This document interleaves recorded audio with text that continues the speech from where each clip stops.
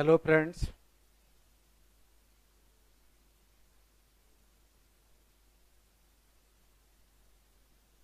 पिछले क्लास में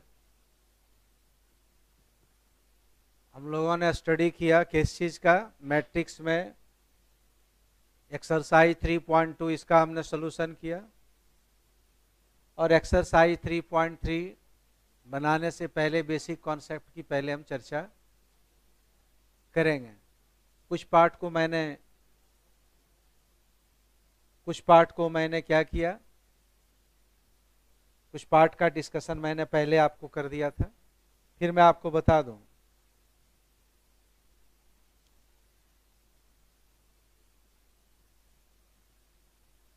transpose,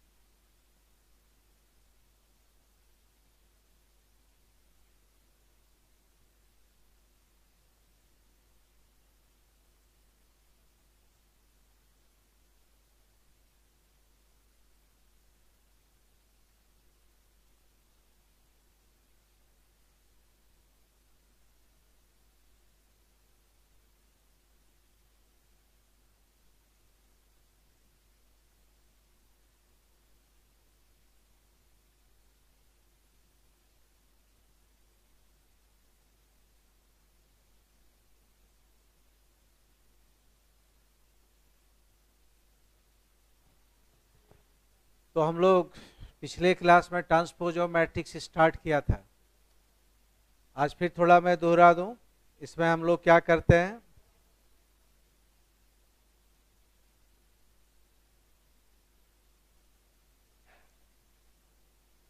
changes रोज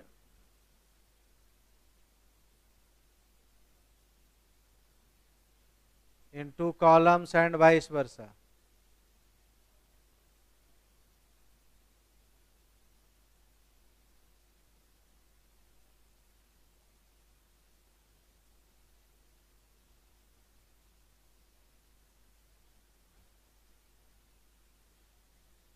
तो रो को कॉलम में और कॉलम को यदि हम रो में चेंज कर दें तो इसी को हम कहते हैं ट्रांसपोज मैट्रिक्स, है ना। और ट्रांसपोज मैट्रिक्स जैसे फॉर एग्जांपल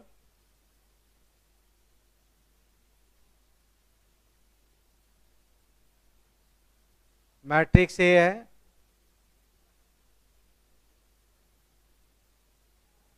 -5,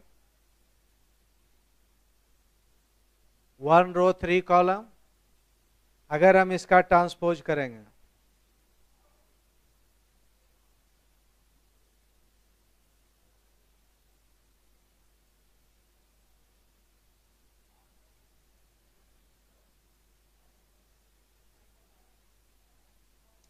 ए, इसको हम कैसे रिप्रेजेंट करते हैं, ए dash A bar A transpose. तो कैसे लिखते हो, इज इक्वल टू रो को कॉलम में चेंज करो और कॉलम को रो को, देखो ऑर्डर चेंज हो जाएगा। ये हो गया 2, ये 3,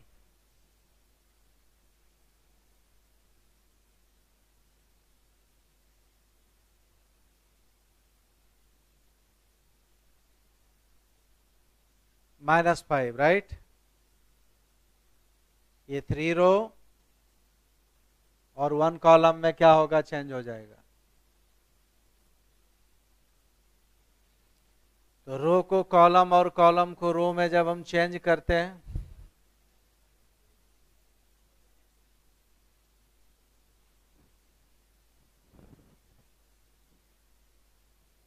तब उसको हम क्या कहते हैं, transpose matrix.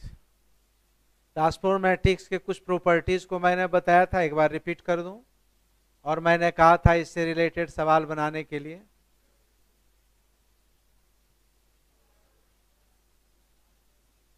Property number 1 dash है, फिर डैश करोगे 2 बार ट्रांसपोज तो एक इक्वल होगा। नंबर 2 याद है, इस पर सवाल भी हमने सॉल्व करने के लिए कहा था। आज हम लोग आगे पढ़ेंगे, सवाल भी हम धीरे धीरे डिस्कस करेंगे। किसी भी मैट्रिक्स को अगर एक कांस्टेंट से मल्टीप्लाई करके ट्रांसपोज करें या ट्रांसपोज करके कांस्टेंट से मल्टीप्लाई करें, इससे कोई अंतर नहीं पड़ता है। और एक यहां पर आप देखिए वेयर के इक्वल टू क्या है,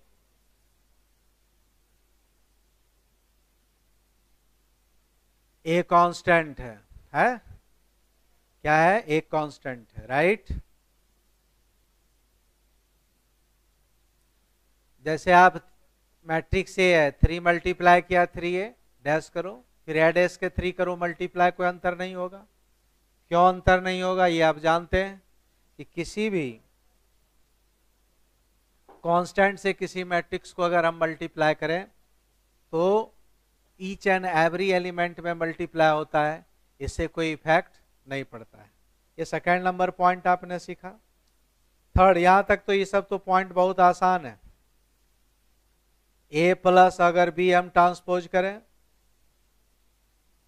या अलग अलग ट्रांसपोज करके ऐड करें तब भी कोई अंतर नहीं पड़ेगा, राइट। लेकिन जो चौथा नंबर पॉइंट कहा था, ये कहा था कि this one is very VVI, और इसको हमने प्रूव करके भी आपको एक एग्जांपल से प्रूव भी किया था। और ये देखो ए इंटू बी ट्रांसपोज, अगर ऐसा रहे तो ये अलग अलग ट्रांसपोज हो जाएगा, B transpose into A transpose, उल्टा, क्योंकि ऑर्डर चेंज हो जाता है। तो ऑर्डर के चेंज होने से आपका क्या हुआ कि मैट्रिक्स का जो मल्टीप्लीकेशन है वो भी चेंज हो जाएगा। तो ए इंटू बी ट्रांसपोज तो बी ट्रांसपोज, इसको आप याद रखो, this one is very important. और 20 और 21 को हमने कहा था सॉल्व करने के लिए, ये सब आप लोगों ने जरूर सॉल्व किया होगा। फिर बता रहा हूं मैट्रिक्स के मल्टीप्लिकेशन पर आप विशेष ध्यान दें। और भी उसके बारे में बता रहा हूं कि जिन बच्चों ने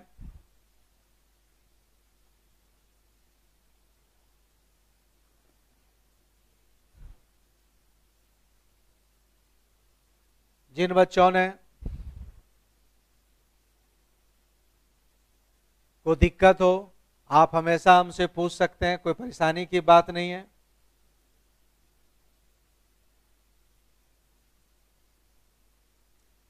आप पूछ भी सकते हैं, नंबर मैं बार बार दे देता हूं, 9910333152, ये मेरा नंबर है। आप रात में कभी भी हमसे बात कर सकते हैं, ठीक है, 8 बजे के बाद। आप 8 से 10 के बीच फोन करके जो दिक्कत हो, तकलीफ हो, आप उसको बता सकते हैं हमको। हम उन सारे कठिनाइयों को क्या करेंगे, दूर करेंगे। 9, इसमें एक पॉइंट है सिमेट्रिक और askew symmetric matrix.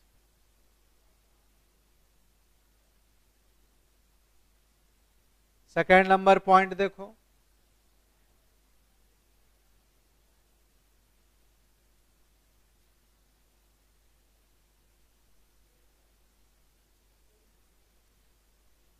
Symmetric matrix हम किस मैट्रिक्स को कहते हैं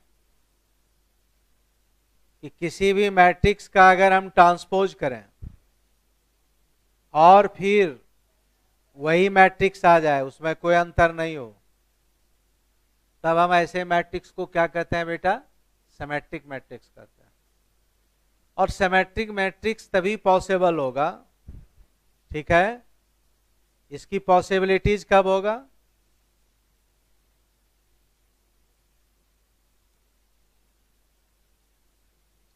यहां पर मैं लिख दूं एक पॉइंट। सेकेंड है ओनली पॉसिबल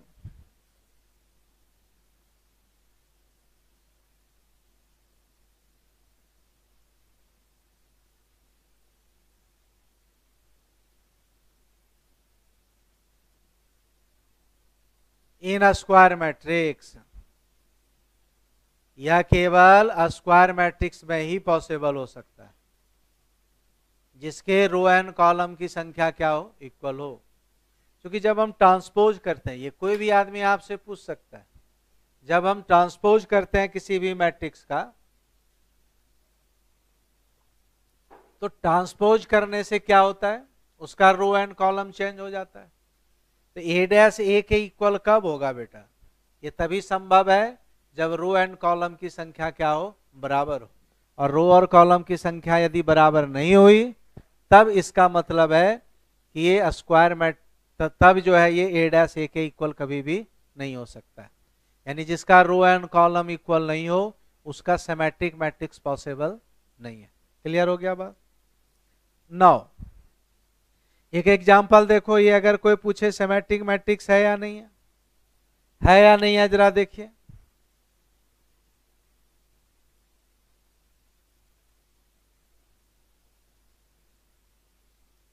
वन, 3,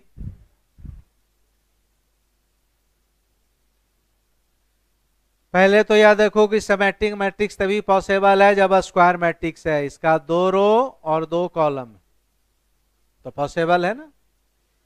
अब दूसरा है कि ए डैश हम निकालें, रो को कॉलम में चेंज कर दीजिए, first row second row, first row को फर्स्ट कॉलम में लिखो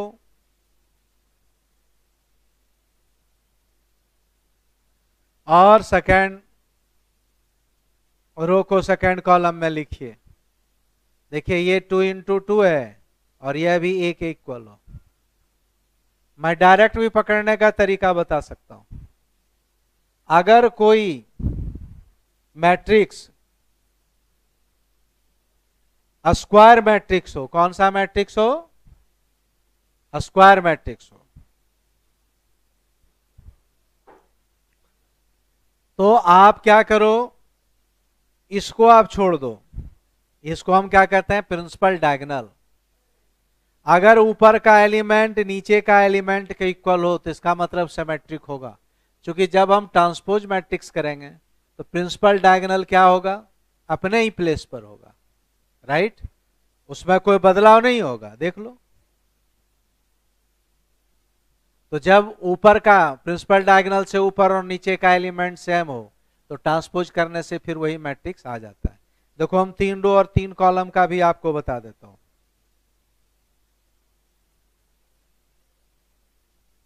B equal to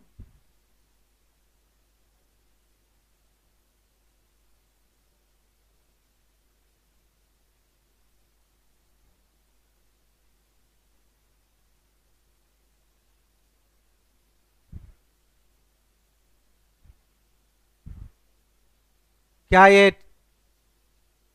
first possibility check करना है कि 3 रो और 3 कॉलम है, ये सिमेट्रिक मैट्रिक्स हो सकता है, होगा अभी कंफर्म नहीं करेंगे। अगर आप इसको देखें, इसके ऊपर और नीचे देखो एलिमेंट सेम है, 3 5 8 3 5 8, इसका मतलब है इसका ट्रांसपोज करोगे तो वही मैट्रिक्स आएगा। आप करके देखिए बी डैश, यहां रो 1 रो 2, फर्स्ट रो को फर्स्ट कॉलम में बदलो, 2 3 5 3 0 8 5 8 1, देख लो, इसका मतलब बी के बराबर है, इसका मतलब है ये सिमेट्रिक मैट्रिक्स है। तो पहचान कर लोगे कि कोई मैट्रिक्स सिमेट्रिक है या नहीं है, कैसे जज करेंगे, तो उसका हम ट्रांसपोज मैट्रिक्स निकालेंगे। और जब ट्रांसपोज मैट्रिक्स आपका हो जाए, ट्रांसपोज मैट्रिक्स जब हो जाए तब हम लोग क्या करेंगे कि ट्रांसपोज मैट्रिक्स जब हो जाए तब ऐसे कंडीशंस में हम लोग क्या करेंगे कि दोनों को मिला के चेक करेंगे, अगर सेम आ जाए तो इसका मतलब ये सिमेट्रिक है, अन्यथा सिमेट्रिक नहीं है। अब स्क्यू सिमेट्रिक मैट्रिक्स देखो,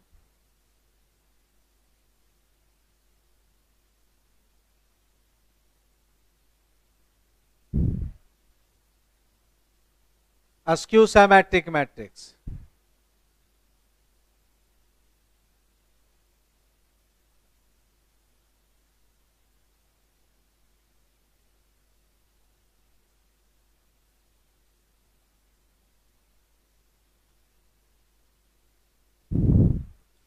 अस्क्यू सिमेट्रिक मैट्रिक्स में जरा ध्यान से बात को आप देखो। अस्क्यू सिमेट्रिक मैट्रिक्स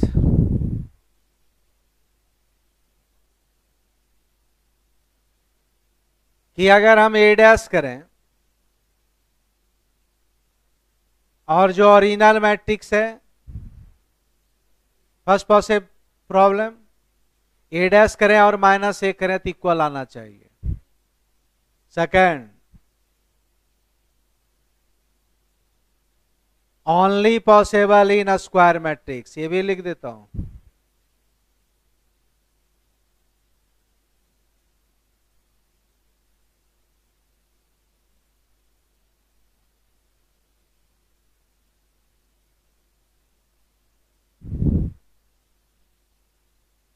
ये पॉसिबल हमेशा स्क्वायर मैट्रिक्स में होगा। Third,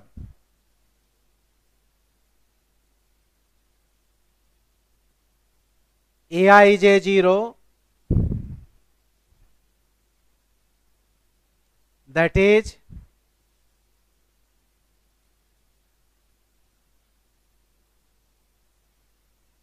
each element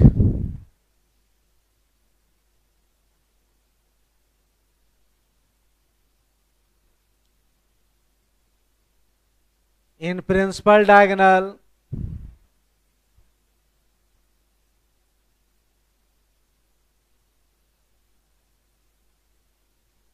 must be equal.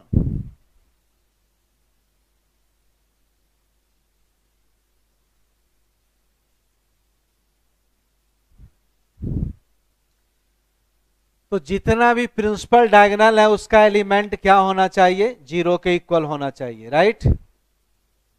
इस बात का आप खास ख्याल रखें।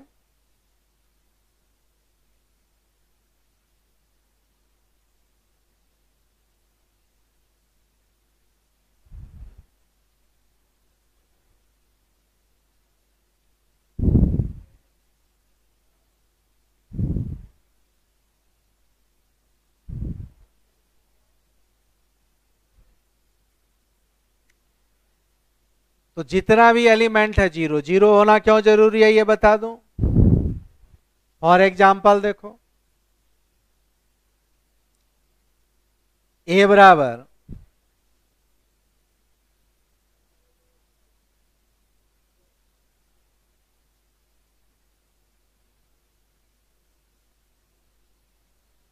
आपको यह पूछे कि एस्क्यू सिमेट्रिक मैट्रिक्स हो सकता है नहीं हो सकता है, तो पहले तो यह चेक करें कि रो एंड कॉलम इनका इक्वल होना चाहिए।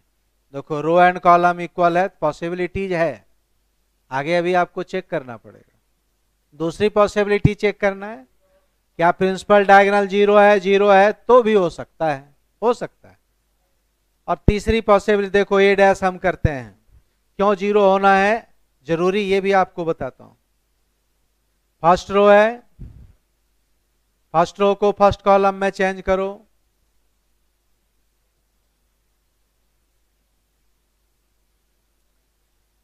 तो ए बराबर यहां पर पहले ये देख लो, ए डैश बराबर माइनस ए और ए बराबर माइनस ए डैश, बात एक ही है। दोनों में से कोई भी एक क्राइटेरिया क्या होना चाहिए? फुलफिल होना चाहिए। ये बात आई समझ में ना?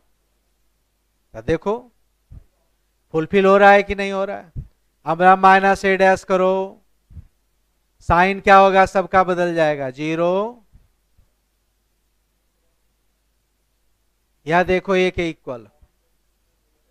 अब देखो डायरेक्ट कैसे पकड़ेंगे, क्यों 0 होना जरूरी है? अगर ये 0 नहीं होता, देखो प्रिंसिपल डायगोनल हमेशा अपने प्लेस पर ही रहेगा। अगर यह 0 के अलावा कोई अदर नंबर होगा और यहां माइनस आप मल्टीप्लाई करोगे तो उसका साइन चेंज हो जाएगा, तो कभी भी ये और ये आपस में बराबर नहीं हो सकता है। इसका मतलब है principal diagonal a skew symmetric matrix में ऑलवेज 0 होगा, ये ध्यान रखना है। स्क्वायर मैट्रिक्स होना चाहिए। और डायरेक्ट हम कैसे पकड़ेंगे? डायरेक्ट पकड़ने का तरीका है प्रिंसिपल डायगोनल के ऊपर और नीचे को आप देखो, ऊपर और नीचे इसका वैल्यू सेम होना चाहिए। प्रिंसिपल डायगोनल 0, उसके ऊपर और नीचे देखिए, प्रिंसिपल डायगोनल के ऊपर और नीचे वैल्यू क्या है, सेम है, लेकिन उसका साइन अपोजिट होना चाहिए। ऊपर में 2 है और नीचे में क्या है बेटा, -2 है। तो इसका मतलब है जब हम -a करेंगे तो डेफिनेट रूप से a' के इक्वल हो जाएगा। तो 3 बातों का ध्यान रखना है कि स्क्यू साइमेट्रिक या साइमेट्रिक दोनों कंडीशंस में फर्स्ट कंडीशन है कि स्क्वायर मैट्रिक्स होना है। साइमेट्रिक में a' डायरेक्ट a के इक्वल होगा, यहां पर a' बराबर -a के इक्वल होगा, चाहे a बराबर -a'। इसमें प्रिंसिपल स्क्यू साइमेट्रिक में 0 होना जरूरी है। 3 रो 3 कॉलम का भी मैं डायरेक्ट बता देता हूं, इसको चेक करके आप देख सकते हो।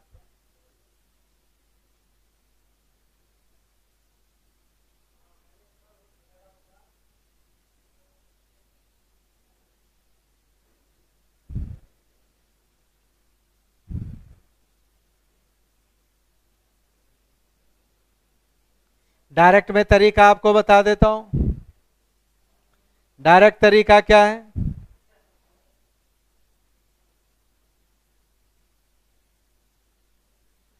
इसको चेक करो, 0 0 0, इसको चेक कीजिए, 3 रो 3 कॉलम।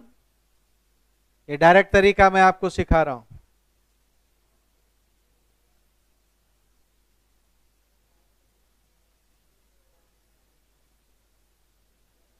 3 रो 3 कॉलम, और चेक कीजिए इसके ऊपर और इसके नीचे कि जो जो एलिमेंट है, देखो ये यहां पर साइन चेंज है, साइन चेंज है, इसका मतलब ये स्क्यू सिमेट्रिक मैट्रिक्स होगा। आप a' करो -a' करो, इसको जब भी आप करोगे तो ये दोनों आपस में क्या होगा, इक्वल हो जाएगा। ये पॉइंट आपने सीख लिया सभी बच्चे, बहुत अच्छी बात है जी। 2 थ्योरम है, पहले हम थ्योरम की बात करते हैं। ये थ्योरम एग्जामिनेशन में पूछा जाता है, राइट।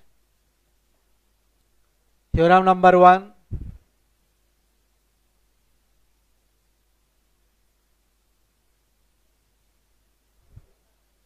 चौथा नंबर पॉइंट है ये।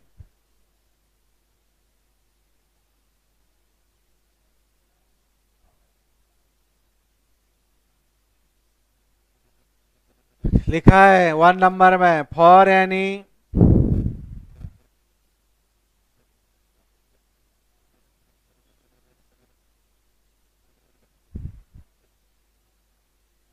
Square matrix A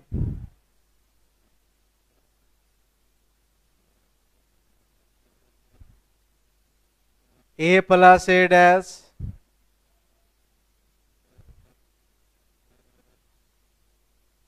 is a symmetric matrix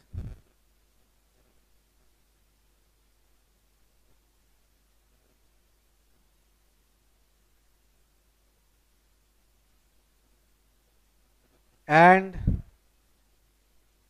a minus a dash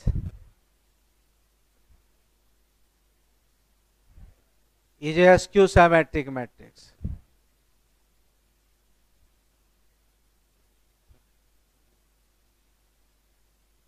Right?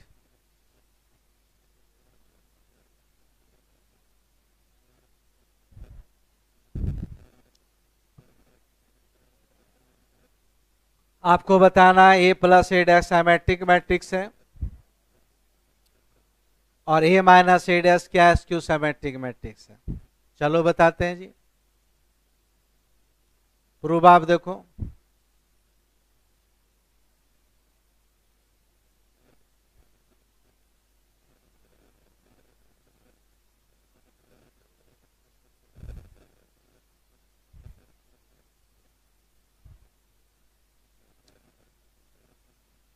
Late मान लेते हैं कि b बराबर है a plus a dash, number 1 point.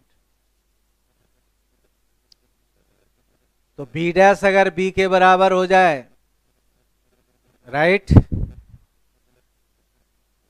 तो इसका मतलब है कि यह सिमेट्रिक मैट्रिक्स होगा। नौ b डैश आप करो,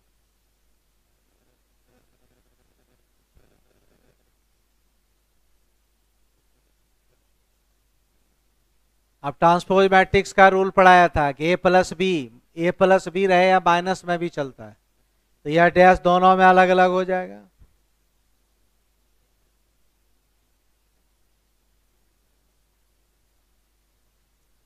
तो या तो ए डैश ही रहा, और ए डैश और डैश करेंगे दूसरा है जी ए के इक्वल होगा, ये सभी आप जानते हैं।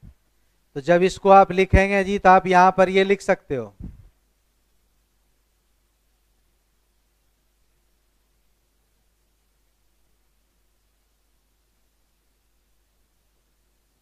यहां क्या लिखोगे, सिंस प्रॉपर्टी जरूर लिखना चाहिए। इसे कहां से आपने लाया इस बात का आपको पता लगेगा।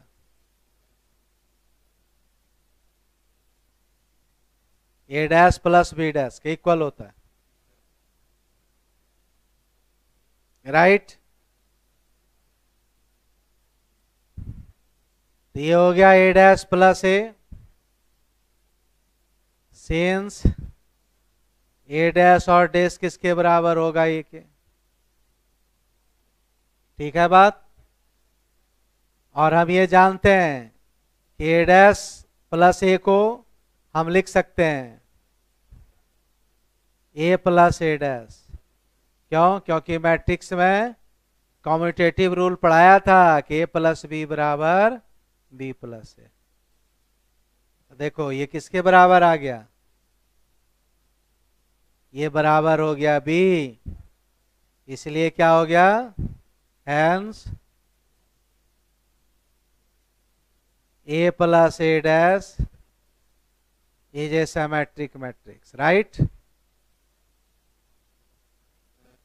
ये सिमेट्रिक मैट्रिक्स हो गया। तो ये प्रूव करने के लिए एग्जामिनेशन में आता है, तो प्रूव करने के लिए एग्जामिनेशन में आता है तो आप इसके लिए तैयार रहो। बिना काम किए काम नहीं हो सकता है, राइट। नंबर 2, आप इसको लिखो, बहुत इंपॉर्टेंट है थ्योरम, ये पूछा जाता है। और ये अगर हम दोनों पढ़ा दें आपको तो फिर 3.3 का ऑल सवाल आपको करके लाना है। दिक्कत हम लोग धीरे धीरे डिस्कस करेंगे, फिर आगे और भी इंपॉर्टेंट टॉपिक है वो भी हम लोग देखेंगे। नंबर 2,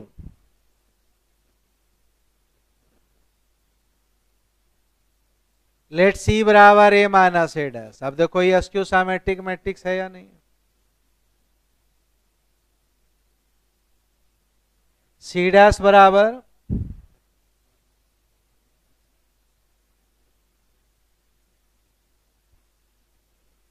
दोनों को अलग अलग डैश कर दीजिए, यहां लिख दीजिए सिंस ए माइनस बी का होल डैश, ऐसे भी हो सकता है ए डैश माइनस बी डैश, ये होगा।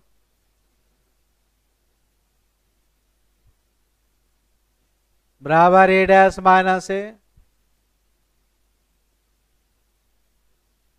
डैश डैश किसके बराबर होगा, ए माइनस हम ए डैश अगर लिखें तो माइनस लेना पड़ेगा, या एक मानो, या देखो माइनस सी के इक्वल आ गया फ्रॉम फर्स्ट। तो जब हमने सी डैश माइनस सी के बराबर आ गया तो इसका मतलब क्या हो गया बताओ, hence A minus A dash is A skew symmetric matrix.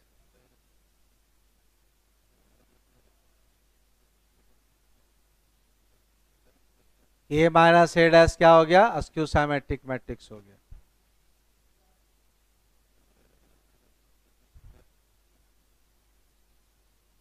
Third number है जी, सेकेंड नंबर है जी थ्योरम, 5 नंबर पॉइंट देखो,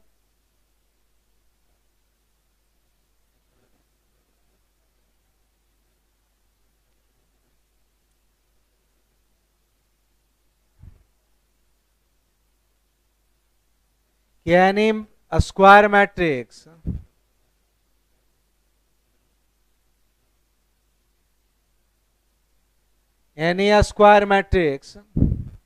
can be expressed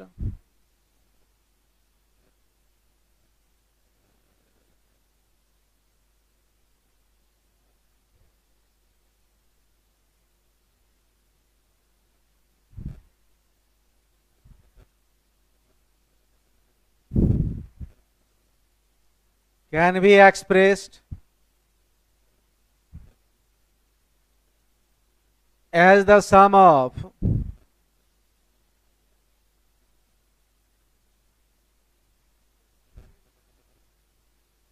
a symmetric and a skew symmetric matrix.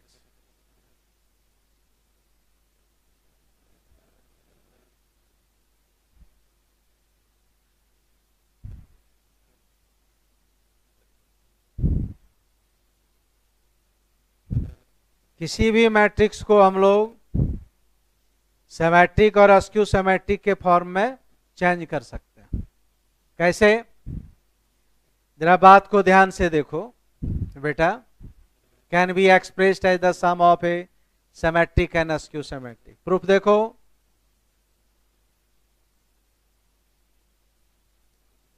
A can be written as half A plus half ए।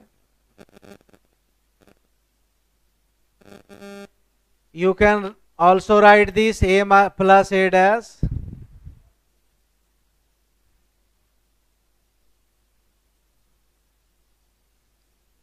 अब ये क्या हुआ? अभी तुरंत हमने समझाया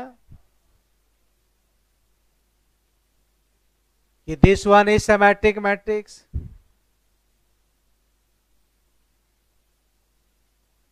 अभी ऊपर पढ़ाया था ना।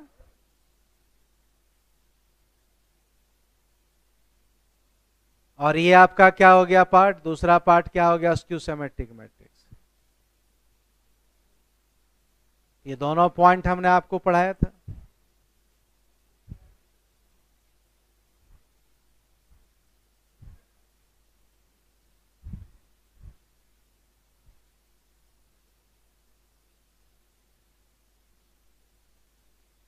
तो सिमेट्रिक और स्क्यू सिमेट्रिक मैट्रिक्स का ये जो टोटल सम है वह क्या है?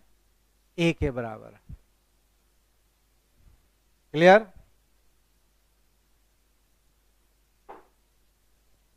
बात आ गई समझ में?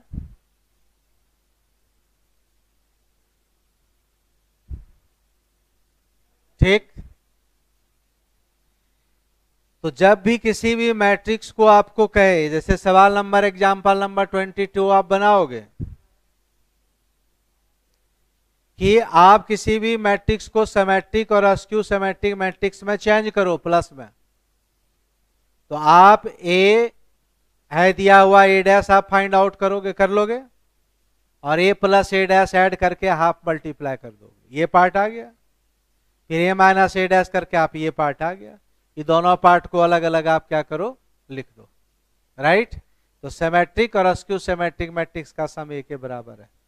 तो मेरा ऐसा मानना है कि आपने एग्जाम्पल नंबर 22 आप सॉल्व कर लोगे। ठीक है? और अगर फिर उल्टा है, आप दोनों को ऐड करके देखना कि फिर यह ए के इक्वल आ जाएगा। क्लियर है? तो आपके लिए होमवर्क पूरा है।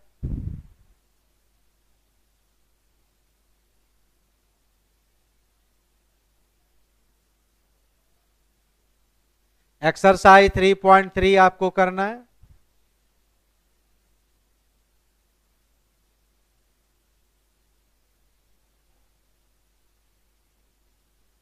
तो 3.3 पूरा आप एक्सरसाइज करके लाओगे सभी बच्चे। अगला जो चैप्टर है एलिमेंट्री ऑपरेशन, इनवर्स मैट्रिक्स की बात करते हैं। देखो, मैट्रिक्स में प्लस होता है, मैट्रिक्स में माइनस होता है, मैट्रिक्स में मल्टीप्लाई होता है, लेकिन इसमें डायरेक्ट डिवीजन नहीं होता है। डिवीजन के लिए हम क्या करते हैं? यहां पर इनवर्स मैट्रिक्स का इस्तेमाल करते हैं एज ए डिवीजन। कैसे? जैसे कोई भी नंबर को उसी नंबर से आप अगर डिवाइड कर दो या इनवर्स से उसका मल्टीप्लाई करो तो 1 आता है। ए 2 इंटू हाफ तो 1। तो क्या कोई ऐसा मैट्रिक्स ए है जिसका इनवर्स मैट्रिक्स ए इनवर्स हम निकाल पाए कि ये दोनों का प्रोडक्ट करने से क्या हो जाए? आई हो जाए। तो ए इनवर्स को हम क्या कहते हैं? इनवर्स। और डिविजन्स डायरेक्ट नहीं होके इनवर्स मैट्रिक्स की मदद से हम क्या करते हैं? डिवीजन के काम को करते हैं। तो अगला जो चैप्टर है वो बहुत इंपॉर्टेंट है, इन्वर्टेबल मैट्रिक्स। और इसमें एलिमेंट्री जो रो ऑपरेशन है, इससे एक सवाल जरूर पूछा जाता है एग्जामिनेशन में। तो एक सवाल अगर 6 नंबर का भी इससे पूछा गया तो ये चैप्टर आप करोगे अच्छे से। तो अगले क्लास में हम लोग इन्वर्टेबल मैट्रिक्स की बात करेंगे, कैसे हम एलिमेंट्री ट्रांसफॉर्मेशन से इसको हम निकालते हैं, इसको हम सीखेंगे, राइट। और फिर इस चैप्टर के बाद हम डिटर्मिनेंट पढ़ेंगे। डिटर्मिनेंट जब हम पूरा पढ़ लेंगे तब फिर डिटर्मिनेंट का मैट्रिक्स में कैसे इस्तेमाल होता है इसको भी हम सीखेंगे। तो आज के लिए बस इतना ही। नेक्स्ट क्लास में हम लोग इन सारे चीज़ों का क्या करेंगे, क्रमशः स्टडी करेंगे। Thank you.